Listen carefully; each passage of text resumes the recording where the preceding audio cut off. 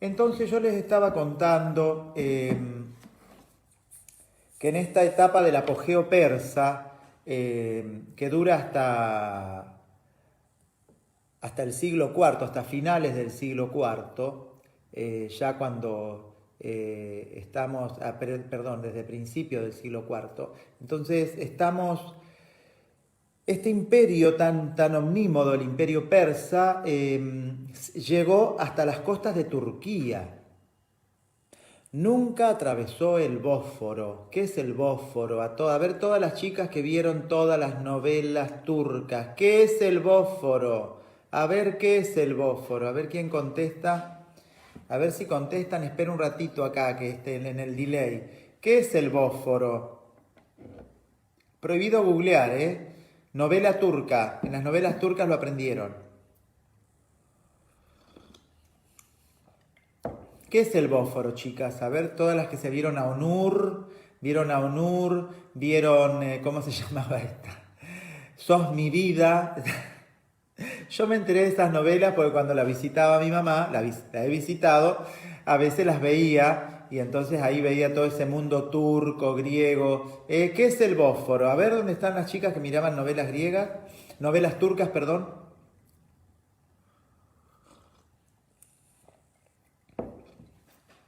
Están todas dormidas ustedes, ¿eh? Están dormidas las chicas. ¿Qué es el Bósforo?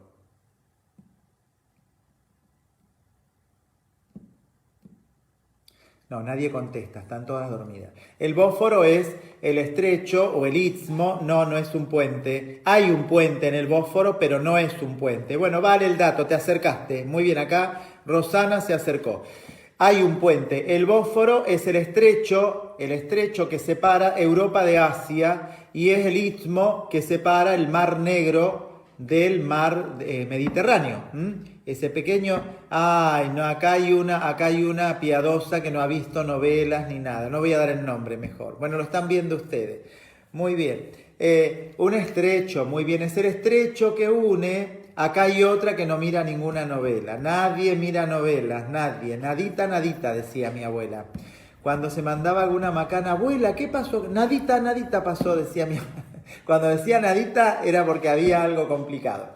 Es un estrecho, muy bien, donde está Estambul.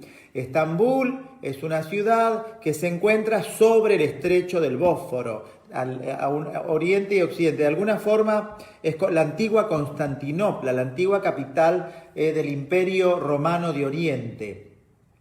Todavía en esa se llamaba Bizancio. Todavía no existía ni Estambul, ni Constantinopla, ni Bizancio, ni nada. Era una ciudad que estaba en esa, y el Bósforo es el estrecho. Entonces, hasta ahí llegaron los persas. Los persas no se atrevieron a saltar el Bósforo, no se atrevieron a meterse en el mar Egeo, no se atrevieron a enfrentar a los griegos. Y los griegos tampoco se atrevieron a enfrentar a los persas. Un poco la epopeya de los 300 plantea el avance de una falange persa que fue resistida. Estambul ahora forma parte de Turquía, pero en esa época el Bósforo era una división entre Oriente y Occidente. Entonces, podríamos decir que en el Bósforo, por tierra comienza Oriente, ya en Turquía comienza la última nación por el Mediterráneo de Occidente es Grecia, y a partir del Bósforo comienza Turquía en la actualidad y ya comienza Oriente, ¿no? Son divisiones geográficas, culturales, vamos a hacerlas culturales. Los persas nunca se atrevieron con los griegos y los griegos tampoco con los persas. Quedaron ahí, llegaron hasta la costa turca, está el mar Egeo, todas las islas del mar Egeo. A ver si tengo un mapa acá para mostrar. Hay mapas, pero vamos a buscar, no de eso. Vamos a buscar. Los mapas son muy útiles porque nos ayudan a tener una visión, ¿no? A ver dónde están. ¿Dónde están los mapas en esta Biblia? Cada Biblia pone los mapas en un lugar distinto, entonces a los que tenemos que enseñar nos vuelven locos. A ver acá. No, acá no hay mapas. Acá los viajes de San Pablo, puede ser que estén los mapas. A ver. Mateo, Marcos, Lucas, Hechos. Bueno, no los voy a encontrar fácilmente. Cada Biblia tiene... Bueno, pues ustedes imagínense el Mediterráneo, esa última parte antes de Palestina. Eso, hasta ahí llegaron los persas, ocupando también Palestina. En el siglo, a mediados del siglo IV antes de Cristo, surge un gran líder que yo les conté que fue educado por Aristóteles, Alejandro Magno, que era príncipe de Macedonia o rey de Macedonia. ¿Qué es Macedonia? Bueno, voy a tener que buscar un mapa porque si no estoy hablando al aire y ustedes se me van a aburrir. Vamos a buscar acá, si encuentro mapas acá. A ver acá. Bueno, acá tengo un mapa. Vamos a ver si lo puedo poner así. No, no me permite. ¿Qué país? Ahí está. Pero ahí sí, te estoy diciendo que quiero verlo. Estoy enojado ya con el teléfono. Quiero ver algo y no me deja. A ver. Bueno, no. A ver acá.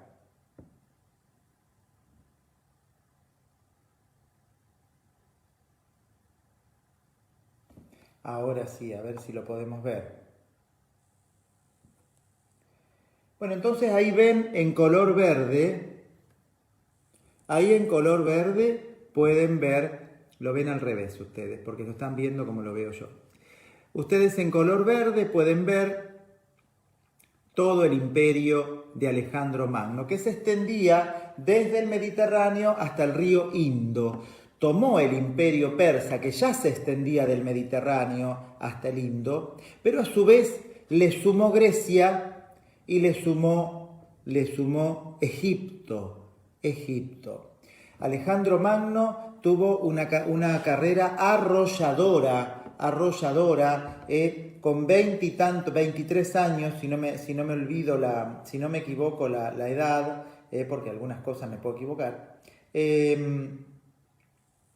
Sin lugar a dudas, un imperio impresionante el de Alejandro Magno, el cual desarrolla su actividad desde el 356 al 323, o sea, 23 años.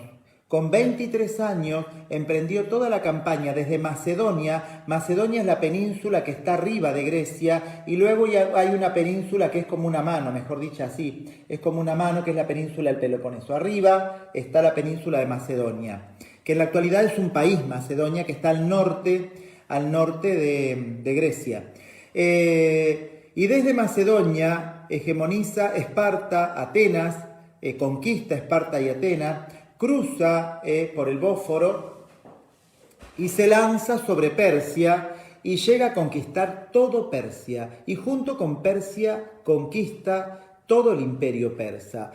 No hay una conquista de Israel, porque Israel era como una provincia así periférica, pero al tomar control de todo Persia, Alejandro Magno se hace de todas sus posibilidades. Acá dice, hay gente que dice que es imposible aburrirse. No sé por qué, si por las pavadas que digo o por qué. Entonces toma el control de todo Persia en el siglo IV a.C.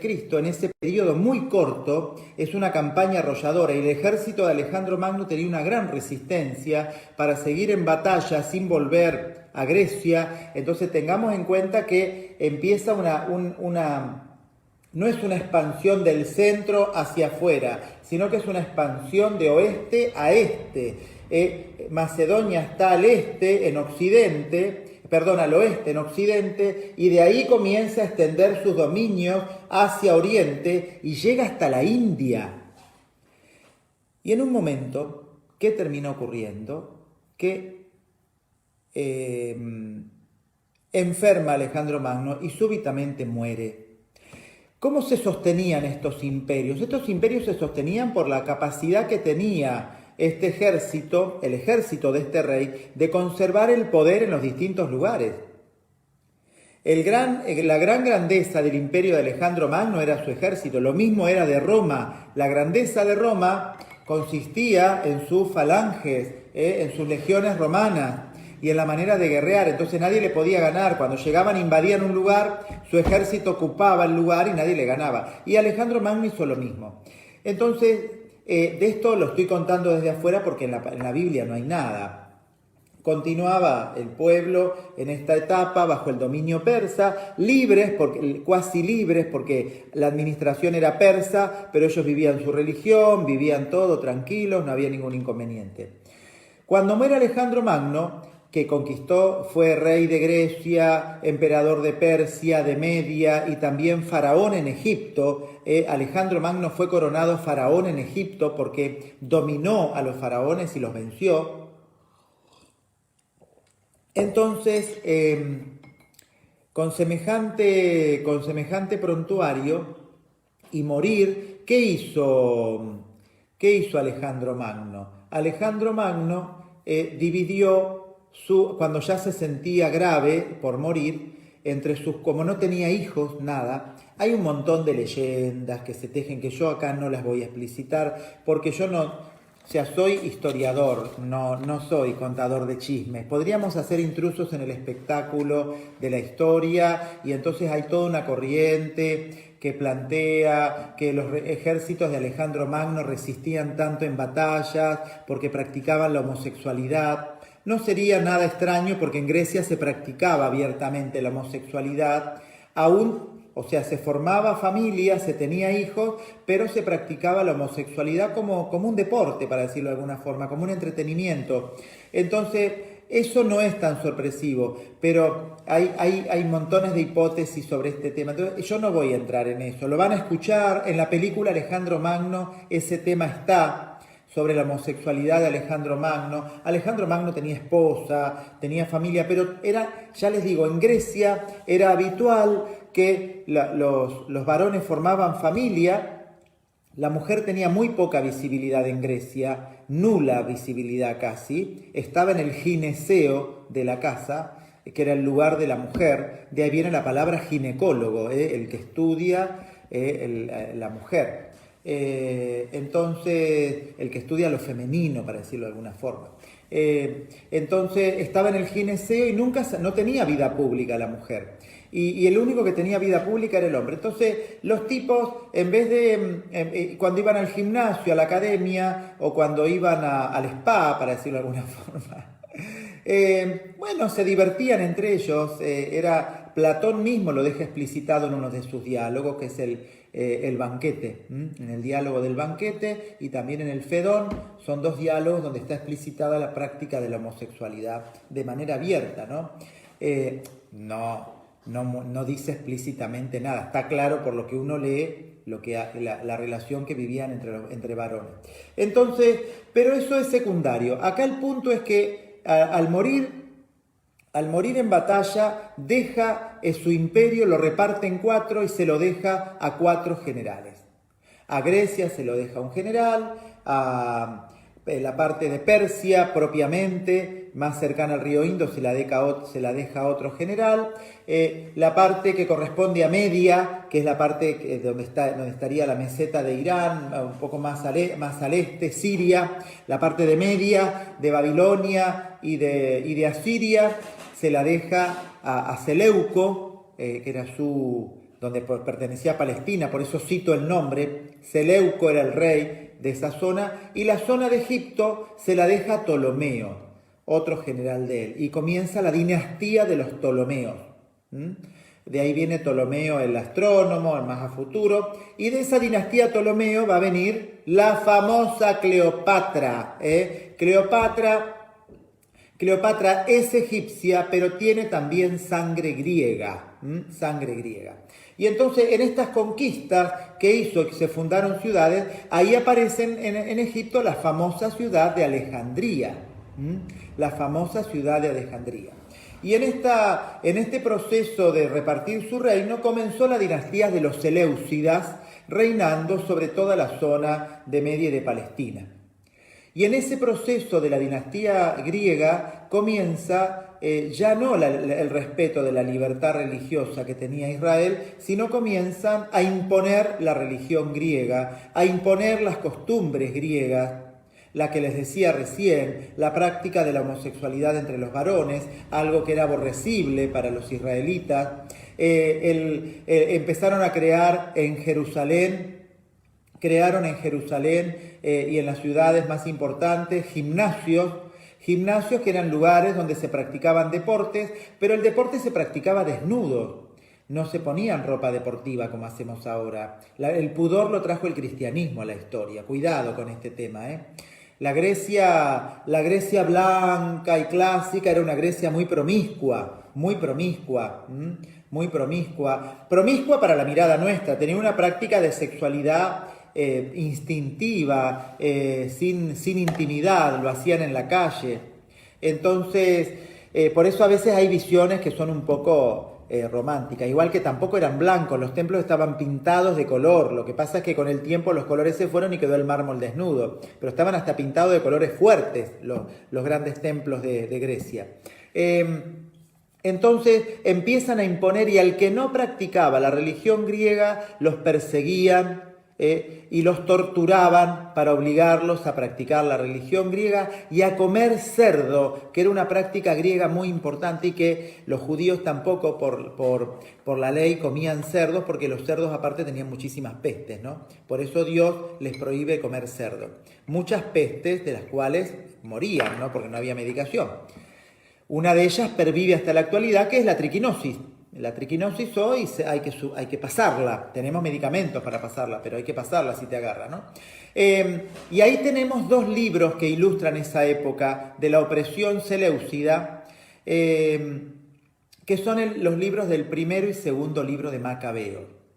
¿Quiénes son los macabeos? Son una familia que en esta época de opresión, en esta época donde obligaban a la gente a abjurar de su fe, a traicionar su fe, ellos entonces comienzan una cruzada de purificación de las costumbres y de eliminación de esta invasión griega, con Judas Macabeo y sus hermanos.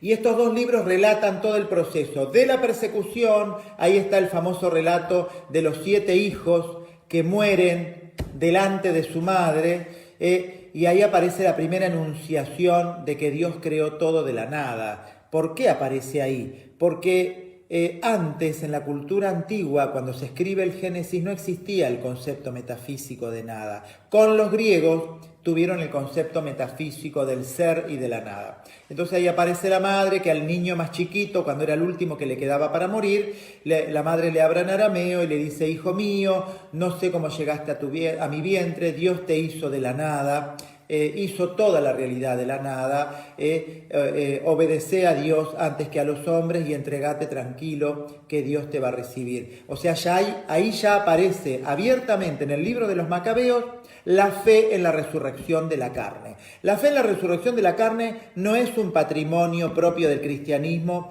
o de Jesús. Ya existía el sentido de la resurrección de la carne y el sentido de la vida eterna. Tal vez no en el sentido de cuerpo glorioso, que lo tenemos gracias a que Jesús resucita y se hace visible y los apóstoles tienen experiencia, pero sí ya había el sentido de vida eterna y resurrección de la carne.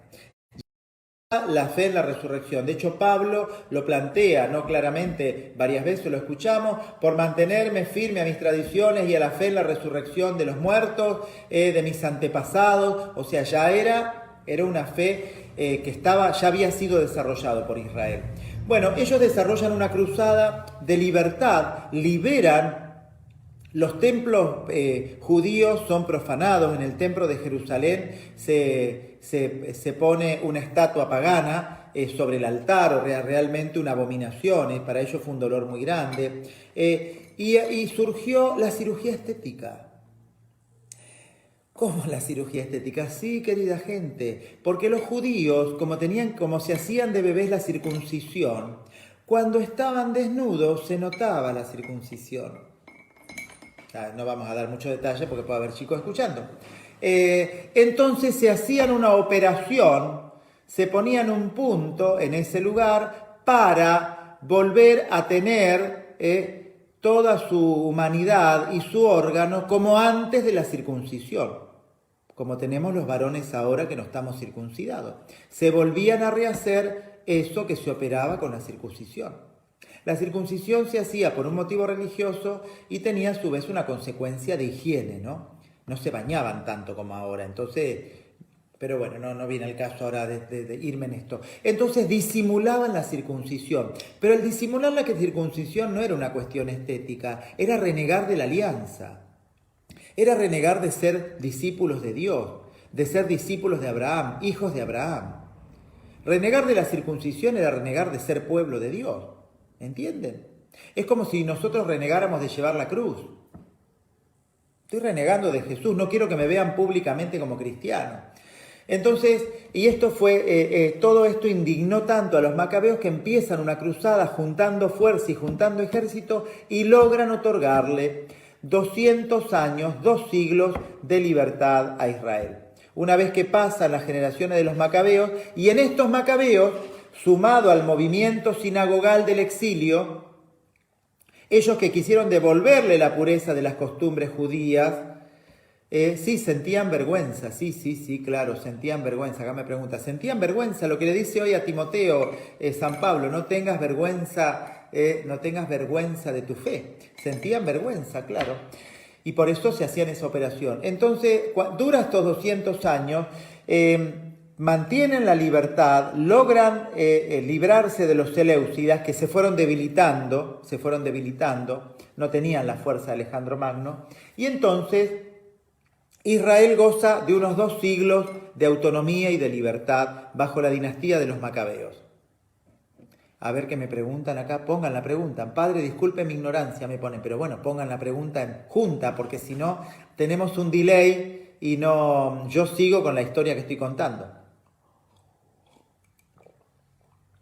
Entonces, cuando ellos, entonces le decían, logran estos 200 años de fidelidad, purifican toda la fe, restauran el culto del templo, restauran la alianza, restauran todo el orden del templo, ¿no? Toda su vida como pueblo de Dios. ¿Y qué sucede en todo este proceso, ¿no? Donde ellos retoman la vida, retoman todo, surgen movimientos ultraconservadores, digamos, encarnizadamente que son los fariseos. Los fariseos se sienten herederos de los macabeos, estos que restauraron la fe, rechazaron todas las ideas paganas y a su vez se sienten herederos del movimiento sinagogal. A ver qué me dicen. Sí, claro que existe, sí, la circuncisión dentro de existe, sí. Está bien, no importa. Pero digamos, cuando ponen una pregunta, pongan todo junto, de un saque. Sí, claro que existe la circuncisión. Se sigue haciendo, claro. Cuando nace un bebé judío, le practican la circuncisión. Eso es lo que, bueno, yo tengo entendido eso, sí. No, tal vez haya judíos más modernos que ya no la practican, pero los judíos más ortodoxos sí que la practican, sí. Entonces les decía que el movimiento sinagogal, unido a estos macabeos, genera el movimiento fariseo, que rechazaban toda influencia extranjera y eran los más celosos de volver a la ley de manera pura, al estilo de los macabeos. Y conservaban esa belicosidad. Fariseo significa separados como los mejores, para decirlo de alguna forma. ¿Viste cuando vos tenés cuando los que acá, bueno, acá tienen el hábito del ganado, ¿no? Vos tenés un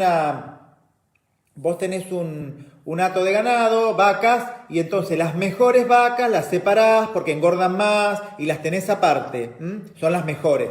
Bueno, fariseo significa eso, separado, pero los mejores, como una especie de aristocracia.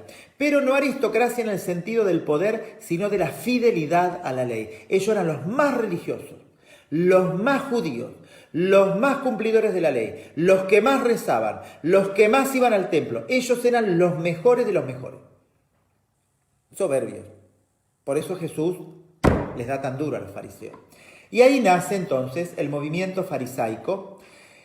Y simultáneamente también se da origen al movimiento de los saduceos, que es el movimiento sacerdotal del templo, que ya toma su forma en esta época, ¿no? Que eran más pragmáticos, ellos iban al culto, pero no creían en espíritus ni nada por el estilo de esto. Conservaban un poco más esa convivencia al estilo de Zorobabel, cuando Ciro los hace volver. Como que a ellos no les importaba que hubiera algún extranjero. Lo importante es que tuvieran libertad para hacer su culto, para vivir la religión, el resto no le importaba. Mientras que los fariseos, al estilo de los macabeos, querían la libertad. Nosotros tenemos la libertad porque somos hijos de Abraham. Bueno, y como vamos viendo, en este proceso se configura ya la época de Jesús. Y acá dejamos y vamos a las vísperas. Ya están configurados los dos grandes movimientos de la época de Jesús, el movimiento fariseo y el movimiento sacerdotal, que se configuran en estos 200 años de libertad que goza entre el imperio de Alejandro Magno y luego la dinastía seleucida. De ahí viene Antíoco, el famoso Antíoco Epífanes. Antíoco Epífanes significa Antíoco el manifestado, porque los príncipes orientales tenían la idea de que ellos eran dioses, que ellos eran brillantes, que ellos eran estrellas, de ahí viene el tema de las estrellas de cine, ¿no? Bueno, no vamos a entrar tampoco en eso. Y se vestían con ornamentos de oro para brillar al sol. Entonces, Antíoco el manifestado, Antíoco Epífanes. Y de ahí vienen las ciudades, Antioquía de Siria, Antioquía de Pisidia, eran ciudades que se fundaron durante la dinastía seleucida y que le pusieron el nombre de el rey. Antioquía de Pisidia, está al norte en Pisidia, y Antioquía, está en Pisidia abajo al sur, y Antioquía de Siria está al norte, en la vueltita que hace de Palestina hacia Turquía. De ahí de ese lugar es San Lucas, de Antioquía de Siria. Después vamos a tener Cesarea. Cada vez que fundaban una ciudad en la época de Roma le ponían el nombre del César. De ahí viene la palabra Cesarea. Bueno, y ahora cortamos acá. Entonces ya tenemos configurado en la época griega, en esa época griega se encuentra la sabiduría judía con la sabiduría griega y surgen los libros sapienciales. Estas reflexiones con conceptos griegos de la revelación, de la historia de la salvación, de la alianza, el libro de los proverbios, el libro de la sabiduría, el libro del Eclesiastés, el libro del Eclesiástico, son grandes corpus filosóficos con orientaciones, ahora no estamos dando Biblia, así que no voy a explicar esto, que nacen en el periodo del encuentro de la sabiduría griega con la sabiduría judía.